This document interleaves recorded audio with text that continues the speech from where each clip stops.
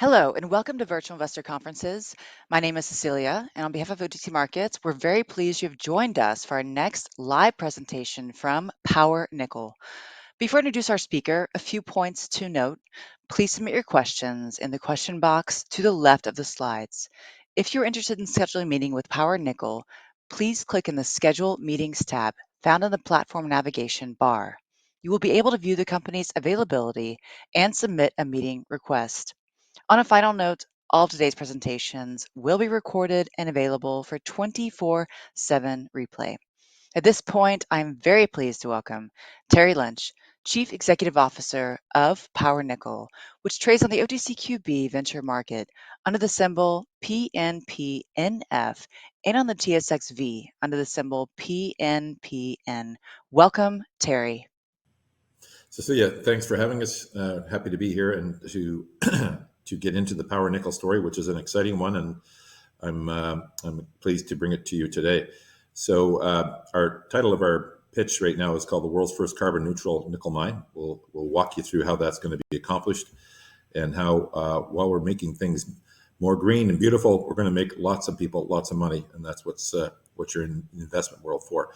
We'll be making some forward-looking statements here. Nothing we don't believe is true, and nothing that we see as out of the ordinary, but as always, do your own due diligence. So why invest now? As an investor, personally, I love to invest when both the macro and the micro have aligned.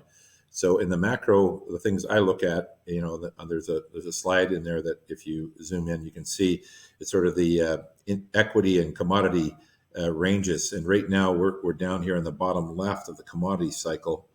And this is where it gets to at the top.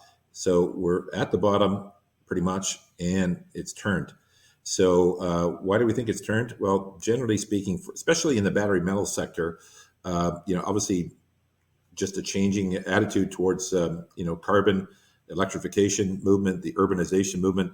There's a number of things that are driving the battery metal sector, but it's likely this is going to go on for some years now. And obviously, that's going to be great for investors. Inside the electrification side of things, obviously we're seeing real massive commitments on the parts of battery manufacturers who are literally building, I think, something in the order of $35 billion worth of equipment plants in the United States, and there's another 12 to 15 being built in Canada. So that's money that's committed, that's going in the ground, and it's going. So that means they're going to need a lot of materials, and that's going to be really great for mining. So that's a massive sort of positive for the sector.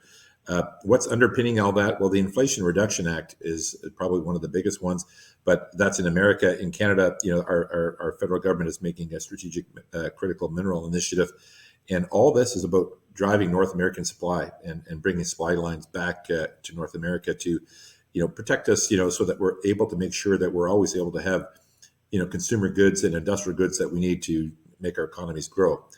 And these governments are putting out some pretty massive incentives. Obviously, in the U.S., the IRA is putting out significant incentives for individual consumption of automobiles and such. And then there's a number of grants being given to, among other things, nickel mines, and to develop them. And they've made it clear that they consider Canada to be North American from a supply channel perspective and equally eligible for these grants.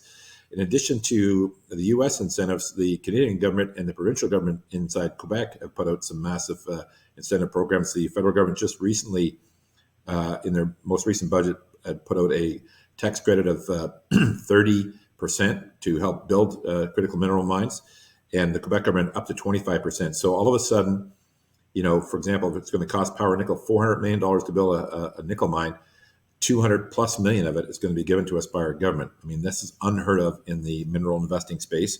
And it's not just affecting people like Power Nickel, but other companies in Quebec like Critical Elements and Nouveau Monde, NMG. So there's some interesting macro stuff happening that's very positive for the sector. Now, inside that, let's talk about the micro. The micro being, the individual company. So Power Nickel, we're going to get into that in more detail. But some of the things I'm going to tell you, I'm going to show you how, compared to our peers, we're 1/5 to 1/20th of the price. and why we think there's a number of near-term catalysts that will cause a significant revision in our stock price, and several times going up. And that's a bold claim, but it's backed by facts. Facts are the drill news that we're putting out continuously. The facts are this updated 43-101 that we'll be putting out in early Q3 that will show this is going to be a commercial enterprise. And the fact is that we've made all this progress on one nickel pod in a nickel sulfide mine. And, it's highly likely this will be multiple pods. And so right now we think we're going to get to 8 to 10 million tons. It's an ultramafic deposit. Other ultramafic deposits, a bit of a mouthful, were Lynn Lake in Manitoba and Voisey's Bay in Labrador. And they were basically 20 to 50 million tons. So we ultimately expect that that's where we'll end up, somewhere between 20 and 50 million tons. So that's why we think both the macro and the micro are aligned, and that's why Power Nickel is such an exciting stock to do some due diligence on right now. So where are we at? We're located in Quebec, Canada, and it's probably the best place in the world to be looking for critical minerals now. Why do I say that? Well, because there's nowhere else in the world that's giving you 50% of your capital cost to build a mine, and nowhere else in the world where they're giving you 50% of your exploration costs. So we for example, just raised about $4.8 million, and we got 50 cents a share, and the stock was 25. So again, that's a phenomenal thing for our shareholders. A lot less dilution, a lot more access to capital, and it's being done in an area where there's tons of minerals. As we all know, Quebec is quite famous for its minerals, and particularly right now, lithium has become a bit of a rage. The whole James Bay corridor. Well, we're there, and we have nickel, and we're right off a route north. Like, the infrastructure is excellent. We're driving off a major 4-lane highway. Across the road from us is a Hydro-Quebec substation. We're 8 kilometers outside of a small town called Nemaska, and there's an airport there, and obviously supply facilities, etc. There's also a lithium mine there called Nemaska Lithium. 3 other lithium mines being built within probably 60, 70 kilometers of our location. So a lot of mining going on. And what does that mean? Well, it means that you got a pro-mining community. So the Quebec government has done an amazing job of educating and working with the Aboriginal partners, in this case the Cree, and they see a way to benefit and prosper from mining. And in fact, when our drilling crew goes home at night, they stay in Cree lodges. So it's really an exceptional spot to be exploring for minerals today, Quebec. We open this up by saying we're going to become the world's first carbon neutral nickel mine. How are we going to do that? Well, we do it through a number of ways. First, right now our footprint's pretty minimal. It's just drilling. So we offset our drilling costs by, we bought Verra certified carbon credits from CarbonX, sort of a pioneer in that field. And they've done a great job in looking after our needs. And it was still quite economic for us. So for example, our drilling costs are generally $200 a meter. So the drilling cost went up from $200 a meter to $200.25 a meter. So again, not material for us, and very, appropriate payment for us to defer our carbon issue. Going forward, we're planning to disturb the ground a lot less by being a lot more intelligent in our drilling, by using the state-of-the-art technologies, from airborne EM to ambient noise tomography from Fleet, which we'll talk about in a second. Obviously, we're across the road from a major Hydro-Quebec substation. The hydropower will obviously power our mine. That'll make it green. And then basically, we're going to be using one of the world's most environmentally friendly designs in terms of making the nickel mine most environmentally proficient. And then finally, it's an ultramafic deposit, and the ultramafic tailings by nature sequester CO2, so that's going to be a big plus. And whatever we do, we'll definitely be transparent about it and audit it so people can see how far we've come along in our goal to be the world's first carbon neutral nickel mine. All that is good and worthy, but none of it matters much if you don't have a deposit. So we started off with a very interesting historical deposit. So 3.1 million tons of almost 1.6% nickel EQ, depending on what price you use for nickel, but it had a very good grade and very underexplored. So we saw that. We thought we needed to drill this thing up. So we modeled it first. Our first drill program was very successful. 8 holes were drilled, 7 were successful. Verified the historic resource was good. We then moved forward and planned ultimately a 30,000 meter program, of which we've done about 15.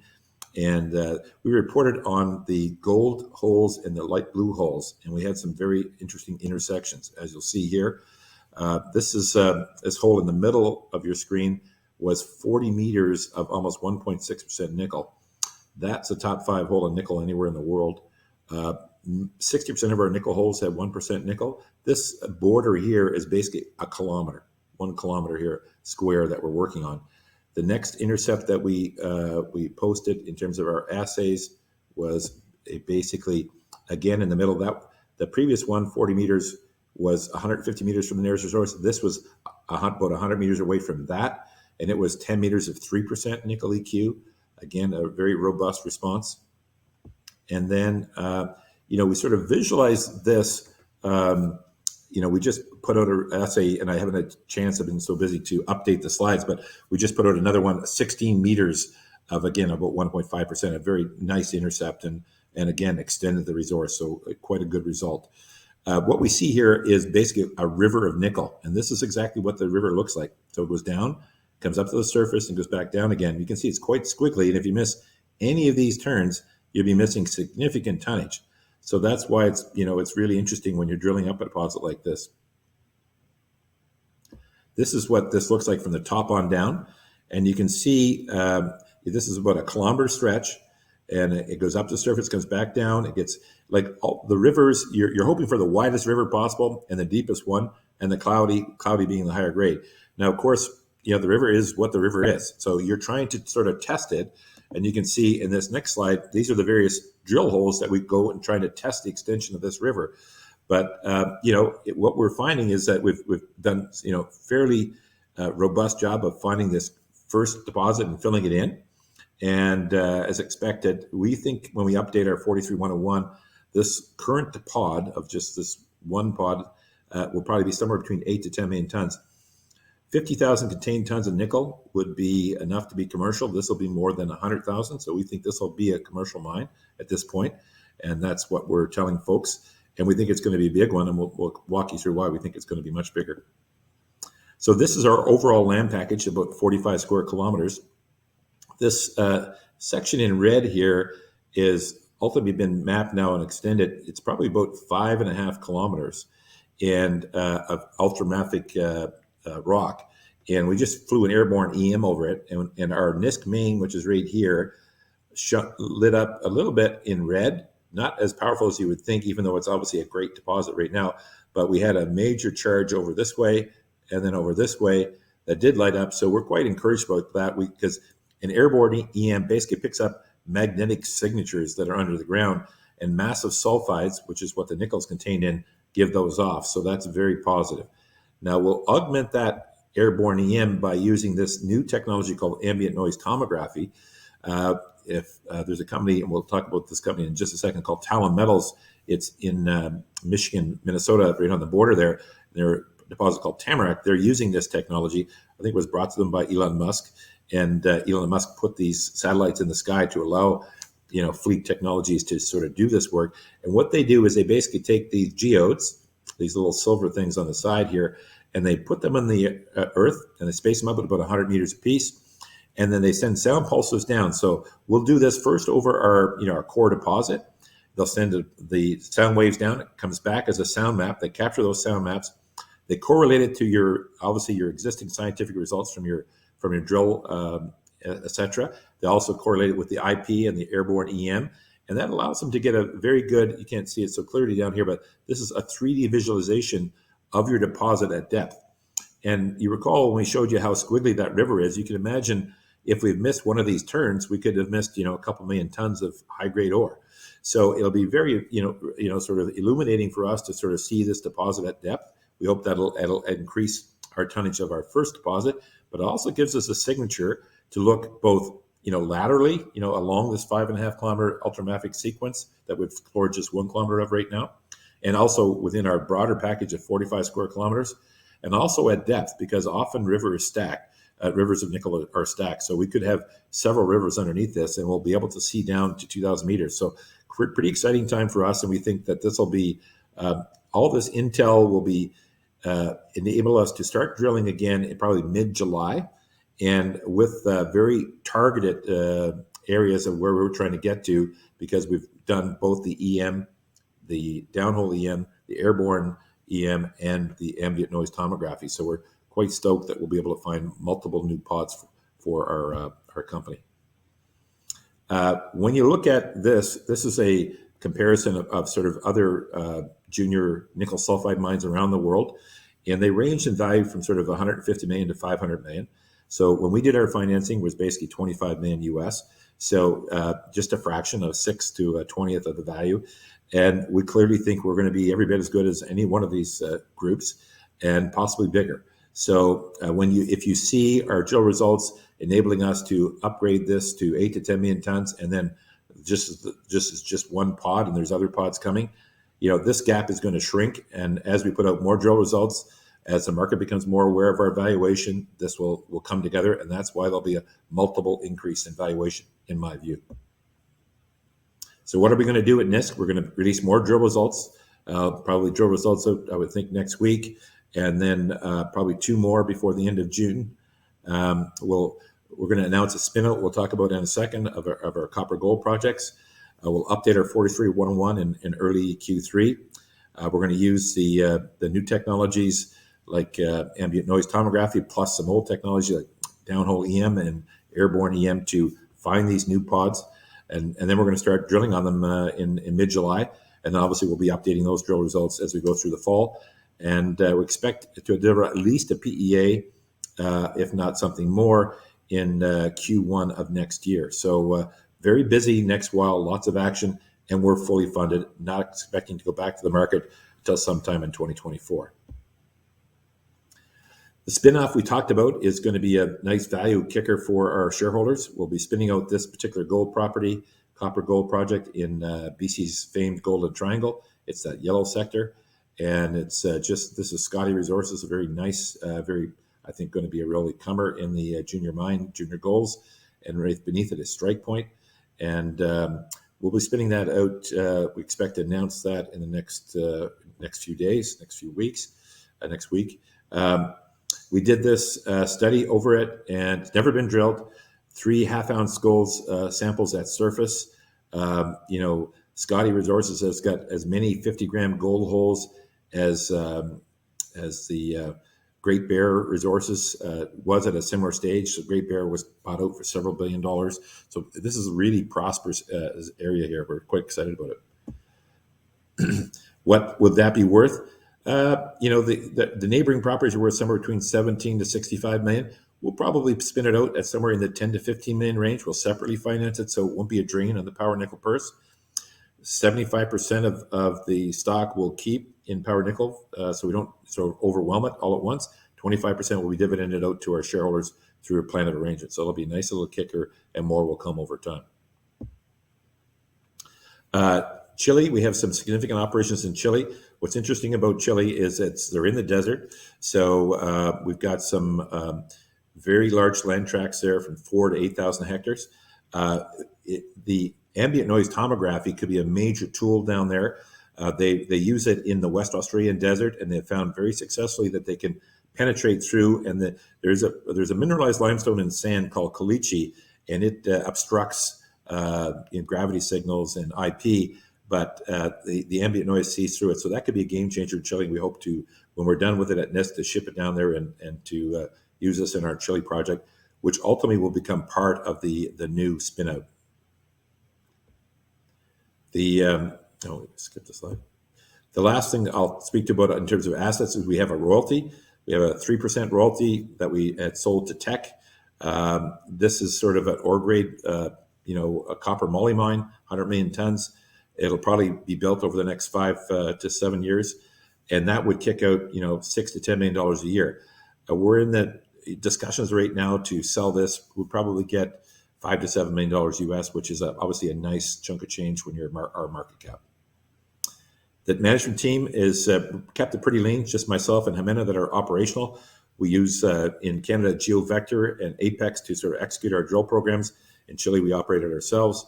Greg McKenzie is an ex-investment banker. Peter, a retired corporate lawyer, and Les, a very successful businessman, and they've been providing sound guidance throughout the years. The share structure is, as you see it, about 130 million shares outstanding. About half of those are controlled by key shareholders, the Lynch family. Critical, it has 20%. Critical Elements, the lithium, group out of Quebec that have a phenomenal lithium mine that's about to go in production, has about 10%. Stern family about 10%. BT Global and Palace Capital, two hedge funds in Canada that were top one year funds, both about 3% each, and our board about 4%. So, interesting enough, the last two rounds, these shareholders bought 60 or 70% of the round. So, obviously, we're liking our own cooking and we're eating it. So, just to wrap it up before we go to questions, basically, we found a major nickel sulfide discovery. We've proven it up with the drill bit. Lots more news to come. Very exciting time to get involved. We're trading at a major discount to the peer group. We can expect these results to start to mitigate that discount, and that would mean a radically improved stock price for us and for our investors. We're fully funded now to drill into 2024. We expect this thing to go from where we're at now, a historical resource of 3 million tons, to 8 to 10, hopefully this summer with the update at 43-101, to ultimately between 20 and 50, like Lynn Lake or Voisey's Bay, as we find other pods. Obviously, the battery metal sector is super hot, and as a result of it being super important, we're able to get up to 50% of our funding, both for exploration and also for building the mines. So that's amazing when you think of it, that potentially we could get a $200 million grant to build the mine, and our market cap is 25. We're spinning off our copper gold, projects, which in themselves have exciting upside. And our leadership team is well connected and has been able to sort of execute this. So we're feeling quite bullish here at Power Nickel. So let's stop and take some key questions. Mr. Robert McWhirter asks, why was the market disappointed with your drill results? The market sold off on our drill results because there's nefarious players in the market that short the stock. They don't want the real news of Power Nickel to get out. So they're basically, they're trying to keep us suppressed. It's not going to work, but because those are great results, and that's just what happened. And it's people are, shorts are a factor in our business, unfortunately. And I started Save Canadian Mining to deal with those guys, and we'll deal with them as we go forward because the results we have are phenomenal, and they're going to get better. Let's see some other questions. Key milestones for 2023 capital position to fund these initiatives. So the milestones for the balance of 2023 are to get out the rest of our assay results, and probably 3 more assays between here and June. We're finishing off our metallurgical studies. That'll be out probably end of May. We'll publish our airborne EM, which will show a great pathway for exploration. We're going to execute on our fleet ambient noise tomography so that we can, fine tune on our targets for the next pods. We'll start to drill that in mid-July. We'll be drilling from mid-July to mid-December, and we'll be reporting along the way. We expect to have an update at 43-101 delivered by mid-July, and we'll be announcing, something soon on a much more aggressive PEA, feasibility approach that will show that this is going to be a commercial mine. Those will be the key milestones for 2023, and we're fully funded to do them all. Okay, question is, what is super flow through and charitable financing, and how does it benefit Power Nickel? Well, we just saw an example of it. We basically were able to raise money at 50 cents when the stock market was 25. We actually, when we announced the deal, it was around 28, 29, but deals often trade down when you announce a financing. It's basically a structure that allows Quebec-based tax shareholder to invest at 50 cents, and they sell it immediately for 25 to the end-use investor. And the end-use investor in that case is not, is making the investment at 25.